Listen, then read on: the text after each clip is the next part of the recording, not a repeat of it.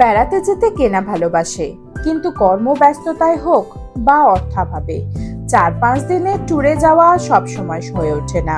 দৈনন্দিন কর্মব্যস্ত জীবন থেকে একদিন বা এক রাত 2 দিনের যদি বাড়ির কাছে সারাদিন ঘুরে আবার বাড়ি ফিরে আসা যায় দর্শনীয় স্থানগুলো দেখে, তাহলে কেমন হয়?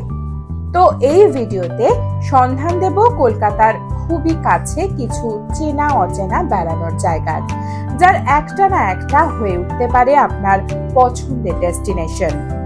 এই সব জায়গাগুলো কিভাবে যাবেন, কি কি দেখবেন, কোথায় থাকবেন আর কতই বা খরচ পড়বে, তার সমস্ত ডিটেলস তথ্য ভিডিওতে দেওয়া আছে। ভিডিওটা স্কিপ না করে পুরো দেখার অনুরোধ রইল, আর ভালো লাগলে পাশে থাকবেন। ঘাটশিলা নামটি মনে হলেই চোখের সামনে ভেসে ওঠে সাহিত্যিক বিভূতিভূষণ বন্দ্যোপাধ্যায়ের নাম আর পশ্চিমের হাওয়া বদলের স্থান। ঝাড়খণ্ডের এই শহরটিতে একই সঙ্গে ঝর্ণা, সুবর্ণরেখা নদী, বনাঞ্চল, লেক, মন্দির নিয়ে প্রকৃতির কোলে বেড়াতে যাবার এক আদর্শ জায়গা। এখানে আছে পুরনো রাজবাড়ি, রঙ্কিনী মাতার মন্দির, ফুলডুংরি পাহাড়, যেখানে বসে কালজয়ী সাহিত্যিক আরণ্যক উপন্যাস লেখেন, চিত্রকূট পাহাড়, বুরুডি ড্যাম, সিদ্ধেশ্বরী পাহাড়, গালুডি ড্যাম, ধারাগিরি ওয়াটারফলস। সাহিত্যিক বিভূতিভূষণ বন্দ্যোপাধ্যায়ের বসতভিটে গৌরীকুঞ্জ, রাতমোহনায় সুবর্ণরেখা নদীর ধারটা ভীষণ সুন্দর, আর এখান থেকে যদি সূর্যাস্ত দেখতে পারেন তাহলে স্মরণীয় হয়ে থাকবে। এখানে আসতে হলে হাওড়া শতাব্দী এক্সপ্রেসে আসাই ভালো। আপনাদের সুবিধার্থে কলকাতা থেকে ঘাটশিলা আসার ট্রেনের সময়সূচি দিয়ে দিলাম। এখানে থাকার বেশ কিছু হোটেল আছে স্টেশনের বাইরে। এছাড়াও রামকৃষ্ণ মঠের অতিথিশালাতেও স্বল্প খরচে থাকা খাবার সুন্দর ব্যবস্থা আছে।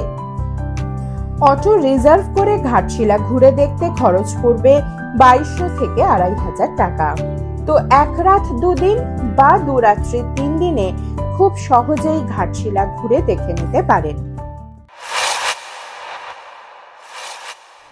একদিনের বেড়াতে যাবার খুব সুন্দর জায়গা হলো ঝাড়খণ্ডের ধানবাদ। আপনি একদিনে ঘুরে দেখবেন 2টি সুন্দর জলপ্রপাত, ভাতিন্ডা ও উসরি। পাহাড়ে ঘেরা একটা সুন্দর ড্যাম তোপচাচি, আর ড্যামের কাছেই রয়েছে মহানায়ক উত্তম কুমারের বাড়ি। এছাড়া পাহাড়, নদী, জঙ্গল, কোল মাইন সমস্ত কিছু একসঙ্গে এক জায়গায় থাকায় জায়গাটাকে এক অন্য রূপ দিয়েছে, যা চোখে না দেখলে উপভোগ করা যাবে না। হাওড়া থেকে সকাল 6:05 12019 হাওড়া রাঁচি জনশতাব্দী এক্সপ্রেস ধরে সকাল 9:30টার মধ্যে পৌঁছে যান ধানবাদ। তাছাড়া 22303 হাওড়া গয়া বন্দে ভারত এক্সপ্রেসেও ধানবাদ আসতে পারেন। ধানবাদ স্টেশনের বাইরে থেকে একটা গাড়ি ভাড়া করে নিন। ভাড়া পড়বে 2500 টাকার মতো। অটো ভাড়াটা না করাই ভালো, কারণ স্থানগুলোর মধ্যে বেশ দূরত্ব থাকায় সমস্ত স্থানগুলো সময় মতো ঘুরে দেখতে পারবেন না, আর জার্নিটাও কমফোর্টেবল হবে না। আর যদি নিজের গাড়ি নিয়ে আসেন, তারা কলকাতা থেকে বর্ধমান, দুর্গাপুর, আসানসোল হয়ে ধানবাদ পৌঁছাতে পারেন। ধানবাদ শহরের মধ্যে বা তোপচাচি লেকের কাছে বেশ কিছু রেস্টুরেন্ট আছে, সেখান থেকে লাঞ্চ বা ব্রেকফাস্ট সেরে নিতে পারেন। প্রকৃতির মধ্যে সারা দিন যে কিভাবে কেটে যাবে তা আপনারা বুঝতেও পারবেন না। দিনের শেষে ধানবাদ স্টেশন থেকে সন্ধে 5:40 রাঁচি হাওড়া শতাব্দী এক্সপ্রেস বা 6:02 গয়া হাওড়া বন্দে ভারত এক্সপ্রেস ধরে কলকাতা ফিরতে পারেন। এবার ছোট নাগপুর মালভূমিতে অবস্থিত আর একটা টুরিস্ট ডেস্টিনেশনে নিয়ে যাব আপনাদের, যেখানে পৌঁছাতে গেলে শাল পলাশ মহুয়ার জঙ্গলের মধ্যে দিয়ে পাহাড়ি চড়াই উতরাই পথ ধরে বা আদিবাসী গ্রাম পেরিয়ে পৌঁছাতে হয় সেই ডেস্টিনেশনে।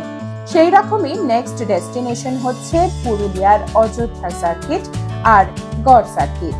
পুরো সার্কিটটা ভ্রমণের সময় এক কথাই মনে হবে, journey is more attractive than it's destination. Ayodhya সার্কিটে যে টুরিস্ট স্পটগুলো ঘুরে দেখবেন সেগুলো হলো কৃত্রিমভাবে বৃষ্টির জলে পুষ্ট marble lake, Bamni waterfalls, Turga waterfalls ও তুর্গা ড্যাম, লহরিয়া শিব মন্দির, চরিদা মুখোশ গ্রাম, যেখানে দেখতে পাবেন ছৌ নৃত্যের ট্র্যাডিশনাল মুখোশের সম্ভার। এছাড়াও রয়েছে পাখি পাহাড়, লোয়ার ড্যাম ও আপার ড্যাম। সবশেষে পৌঁছে যান মুরুগুমা ড্যামে, যেখান থেকে সূর্যাস্তের অপূর্ব সৌন্দর্য উপভোগ করে ফিরে যাবেন হোমস্টে বা রিসর্টের পথে। অযোধ্যা সার্কিট ঘুরে দেখতে গাড়ি ভাড়া পড়বে ছোট গাড়িতে 2000 থেকে 2200 টাকার মতন। পুরুলিয়ার প্রাকৃতিক সৌন্দর্যকে ভালোভাবে উপভোগ করতে হলে মুরুগুমা ড্যামের আশেপাশে যে কোনো হোমস্টে বা রিসর্টে থাকতে পারেন।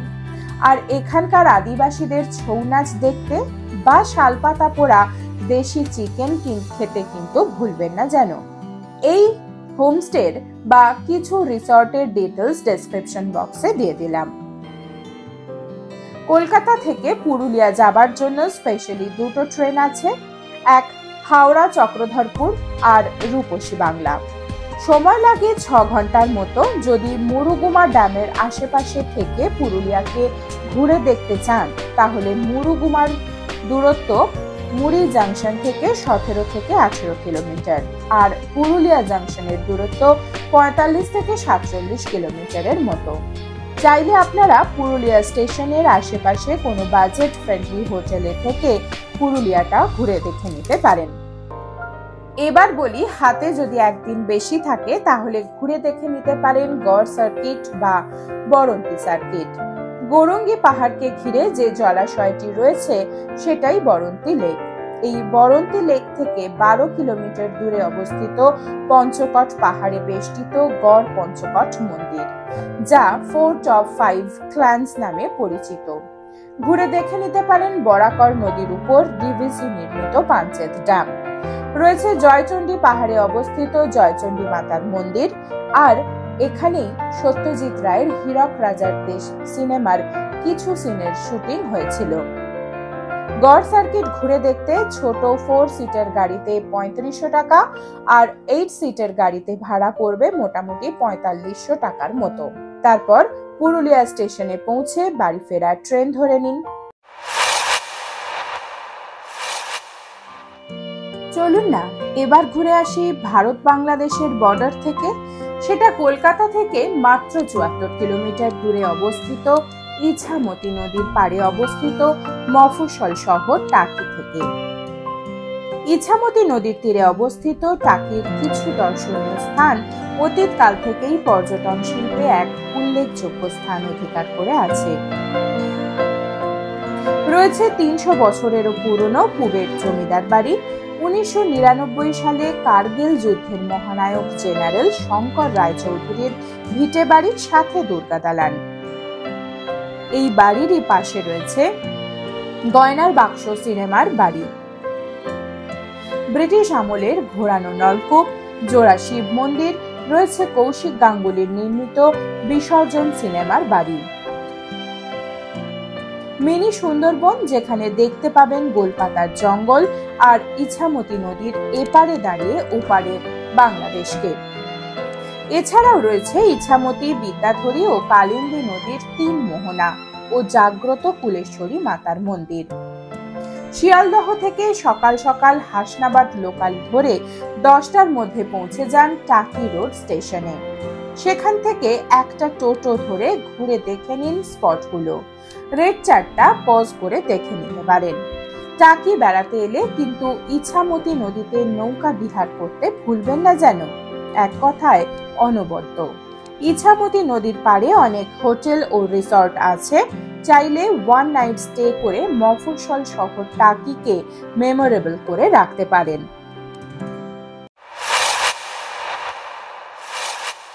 কলকাতা থেকে মাত্র ৩-৪ ঘন্টা দূরে রয়েছে এই সি বিচ, যার নাম বকখালি, যা সাদা বালির বিচ নামেও পরিচিত। দীঘা পুরীর মতো অতটা জনবহুল না হলেও বকখালি পর্যটকদের কাছে বেশ জনপ্রিয় হয়ে উঠেছে। সারা বছরই পর্যটকদের আনাগোনা লেগে থাকে এইখানে, আর এক রাত্রি না কাটালে জায়গাটার সৌন্দর্য উপভোগ করা যায় না। বকখালিতে স্টে করার জন্য বা খাওয়া দাওয়ার জন্য বকখালির বাস স্ট্যান্ডের আশেপাশে বেশ বাজেট ফ্রেন্ডলি হোটেল বা রেস্টুরেন্ট পেয়ে যাবেন। কলকাতা থেকে বকখালি বাসে বা ট্রেনেও যেতে পারেন। কলকাতার এসপ্ল্যানেড থেকে বকখালির জন্য বাস রয়েছে, সময় লাগবে 5 ঘন্টার মতো। আর যদি ট্রেনে যান তাহলে শিয়ালদহ থেকে নামখানা লোকাল ধরে পৌঁছে যান নামখানা স্টেশনে, সেক্ষেত্রে সময় লাগবে 3 ঘন্টা। স্টেশনের বাইরে থেকে টোটো বা অটো ধরে পৌঁছে যান বকখালি, সময় লাগবে 40 থেকে 45 মিনিট। যাবার পথে দেখে নিন হাতানিয়া দোয়ানিয়া ব্রিজ। বকখালি সি বিচে সময় কাটানো বা সমুদ্রকে উপভোগ করা ছাড়াও ঘুরে দেখে নিতে পারেন চোরা বালির ও লাল কাঁকড়ার beach, Henry island, Fraserganj beach, সাথে অ্যান্ড্রিউ ফ্রেজার সাহেবের ভগ্ন পরিত্যক্ত বাড়ি। ওই দিকটা হচ্ছে জম্বুদ্বীপ, ওটা জম্বুদ্বীপ। আর ওই দিকটা দেখা যাচ্ছে ওটা হচ্ছে মৌসুমী আইল্যান্ড। হ্যাঁ, একটা মোহনা ঢুকে গেছে, মোহনার নাম রয়েছে চেনাই নদী। চেনাই নদীর পরেই ওই দিকটা মৌসুমী আইল্যান্ড। ফ্রেজারগঞ্জের মৎস্য বন্দর, যা পশ্চিমবঙ্গের একটা বড় মৎস্য উত্তোলন কেন্দ্র। এই বঙ্গোপসাগরে যত মাছ সব কিন্তু আমাদের এই পেনফিশ মৎস্য বন্দরে এই জেটিতেই এখানেই মাছগুলো ওঠে। এগুলো এখান থেকে হয়ে আবার কাকদ্বীপ, ডায়মন্ড, শিয়ালদা, পাতিপুকুর এসব জায়গায় মাছগুলো যায়। দিনের শেষে সন্ধ্যাবেলায় সমুদ্রের পাড়ে চেয়ারে বসে সময়টাকে উপভোগ করুন, আর পাশেই পেয়ে যাবেন সি ফুডসের স্টল, যেখান থেকে সি ফুডস খেয়ে দেখবেন আর কথা দিচ্ছি দীঘাপুরের সি ফুডের থেকে অনেক বেশি টাটকা আর টেস্টি। এভাবেই ঘুরে দেখে নিতে পারেন দক্ষিণ পূর্ব ভারতের সাদা বালির সমুদ্র সৈকত বকখালিকে। নেক্সট ডেস্টিনেশন দীপুদার দীঘা।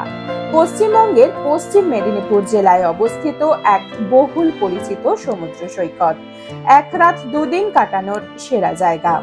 রিসেন্টলি পুরীর জগন্নাথ মন্দিরের আদলে গড়ে ওঠা জগন্নাথ মন্দির দীঘার পর্যটন শিল্পে এক নতুন পালক যোগ করেছে, যাকে কেন্দ্র করে দীঘায় পর্যটকদের সংখ্যা বেড়ে গেছে। এই দীঘা বাচ্চা থেকে বয়স্ক সবার কাছেই এক চিত্তাকর্ষক জায়গা। দীঘা সি বিচে সময় কাটানো বা সমুদ্রকে উপভোগ করা ছাড়াও ঘুরে দেখে নিতে পারেন কলিঙ্গ আর্কিটেকচারে নির্মিত জগন্নাথ মন্দির, যা দীঘা রেলওয়ে স্টেশন থেকে মাত্র 5-6 মিনিট দূরত্বে অবস্থিত, আর মাসির বাড়িও। এছাড়া একটা টোটো রিজার্ভ করে ঘুরে দেখে নিতে পারেন কিছু দর্শনীয় স্থান, যেমন চন্দনেশ্বর মন্দিরে যাবার পথে পড়বে রাধা কৃষ্ণের মন্দির। মন্দিরটা এতই কালারফুল যে মন মুগ্ধ হয়ে যাবে। তাছাড়া পৌঁছে যান উড়িষ্যার বালাসোর ডিস্ট্রিক্টে অবস্থিত কলিঙ্গ আর্কিটেকচারে নির্মিত চন্দনেশ্বর শিব মন্দির, যেখানে শিবলিঙ্গ স্বয়ম্ভু হিসাবে পূজিত হন। ঘুরে দেখে নিন লাল কাঁকড়ার বিচ, তালসারি, আর উদয়পুর বিচে তো কথাই হবে না, যেখানে বসে সামুদ্রিক মাছ ভাজার সাথে চিল করতে পারবেন। এছাড়াও রয়েছে Oceania beach, ঢেউসাগর, Amaravati park. সন্ধেবেলাটা old দীঘাতে কিছুটা সময় কাটিয়ে জায়গাটার সৌন্দর্য উপভোগ করে পরের দিন সকাল সকাল চলে যান দীঘা মোহনায়। সূর্যোদয় দেখার সাথে সাথে মোহনা মার্কেটটা ঘুরে দেখে নিন। রয়েছে মৎস্যপ্রেমী বাঙালির আবেগপূর্ণ মাছের সম্ভার। কলকাতা বা কলকাতার পার্শ্ববর্তী বিভিন্ন স্থান থেকে সরকারি বা প্রাইভেট বাসে, ট্রেনে বা ব্যক্তিগত গাড়িতে দীঘা ওয়েল কানেক্টেড, আর এখানে অগণিত বাজেট ফ্রেন্ডলি থেকে কস্টলি হোটেল বা রেস্টুরেন্ট রয়েছে, কোনো অসুবিধাই হবে না। তো এবার দেখতেই পাচ্ছেন সানসেট হচ্ছে। তো চলুন সানসেটটা আমরা সবাই মিলে উপভোগ করতে থাকি। चल ढूंढ लाए सारी मासूम सी खुशियाँ, चल भूल जाए फासले दरमियाँ। যে মন্দারমণি একটু নিরিবিলিতে একান্তে সময় কাটাবার জন্য মন্দারমণি আদর্শ। এই সমুদ্র সৈকতের যে কোনো একটি ভালো রিসর্ট থেকে উপকূলবর্তী পরিবেশের সৌন্দর্য উপভোগ করুন। আর এখানকার সূর্যোদয় ও সূর্যাস্তের যে অপরূপ সৌন্দর্য আপনার মন ভরিয়ে দেবে। তাছাড়া খাওয়া দাওয়া, নাচ গান বা বিভিন্ন রকম রাইড করে সময়টাকে ভালোভাবে উপভোগ করতে পারবেন। এক কথায় পুরো রিল্যাক্স করার জায়গা। ফেরার সময় দীঘা মেরিন ড্রাইভ ধরে পৌঁছে যান তাজপুরে। সেখানে কিছুটা সময় কাটিয়ে জায়গার সৌন্দর্য উপভোগ করে বাড়ি ফিরুন। কলকাতা থেকে সরকারি বাসে বা ভলভো বাসে বা ট্রেনে বা প্রাইভেট কারে মন্দারমণি যেতে পারেন। সময় লাগবে 4 থেকে 4.5 ঘন্টার মতো। এসপ্ল্যানেড থেকে দীঘাগামী বাস ধরে চাউলখোলা নেমে বা ট্রেন ধরে পৌঁছে যান কাঁথি স্টেশনে। তারপর রিজার্ভ কার বা অটো ধরে পৌঁছে যান মন্দারমণিতে বুক করা রিসর্টে বা হোটেলে।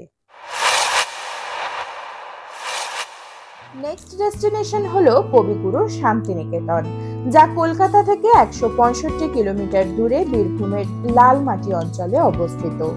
ওয়ার্ল্ড ইউনিভার্সিটি, যা ইউনেস্কো ওয়ার্ল্ড হেরিটেজ সাইট হিসেবে ঘোষিত, যা এখন বেশি পরিচিত খোয়াইয়ের হাট বা সোনাঝুরি হাটের জন্য।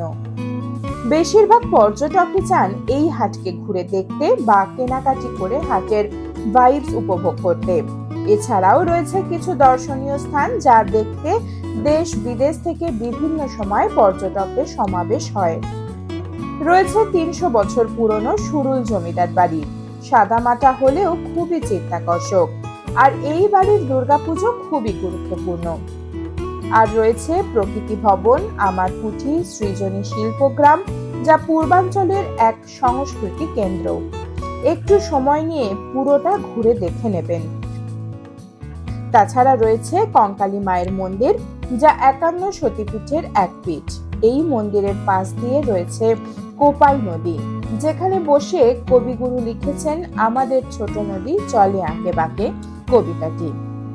তারপর দেখে নিন রবীন্দ্র ভবন মিউজিয়াম, যেখানে রয়েছে কবিগুরুর বৈঠকখানা, ব্যবহৃত গাড়ি, বিভিন্ন ঋতুতে থাকার জন্য বাড়ি।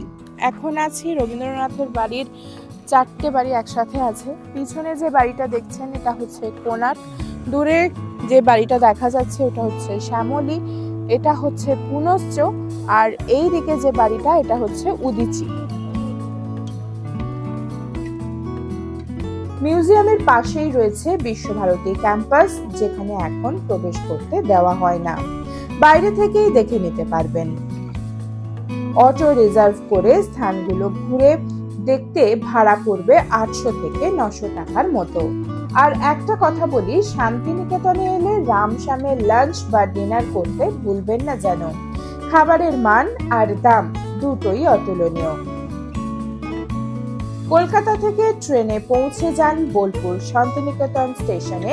হাওড়া বা শিয়ালদাহ থেকে ছাড়ে যে সমস্ত ট্রেন তার ডিটেলস স্ক্রিনে দিয়ে দিলাম।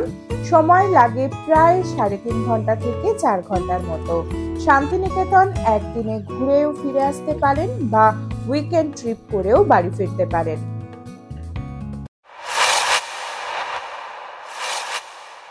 এবার গন্তব্যস্থল কোনো পাহাড়, জঙ্গল, ঝর্ণা বা সমুদ্র সৈকত নয়।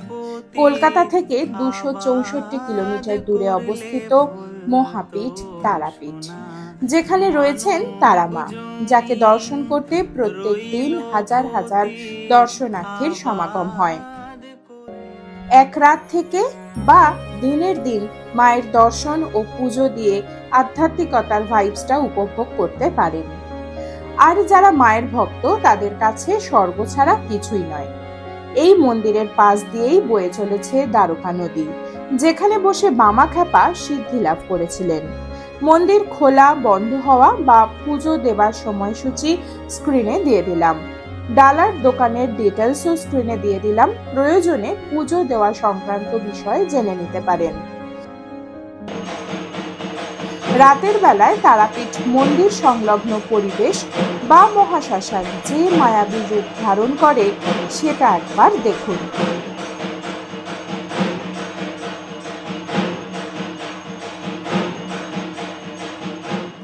কলকাতা থেকে বাসে বা ট্রেনে তারাপীঠ পৌঁছাতে পারেন, সেক্ষেত্রে হাওড়া বা শিয়ালদহ থেকে ট্রেন ধরে পৌঁছে যান রামপুরহাট স্টেশনে। কিছু ট্রেনের ডিটেলস স্ক্রিনে দিয়ে দিলাম। সময় লাগে মোটামুটি 4 থেকে 4.5 ঘন্টার মতো। স্টেশনের বাইরে থেকে ম্যাজিক ভ্যান বা অটো ধরে শেয়ার বা রিজার্ভে পৌঁছে যান মন্দির চত্বরে। মন্দির চত্বরের আশেপাশে বাজেট ফ্রেন্ডলি থেকে কস্টলি হোটেল বা রেস্টুরেন্ট বিভিন্ন মানের পেয়ে যাবেন। মায়ের ইচ্ছায় কোনো অসুবিধাই হবে না। এই সকল জায়গার বড় ভিডিও চ্যানেলে দেওয়া রয়েছে, প্রয়োজনে দেখে নিতে পারেন। আজকে এই পর্যন্ত। ভালো লাগলে লাইক, কমেন্ট, সাবস্ক্রাইব করে পাশে থাকবেন। দেখা হচ্ছে খুব তাড়াতাড়ি নতুন কোনো জায়গার নতুন ভিডিও নিয়ে।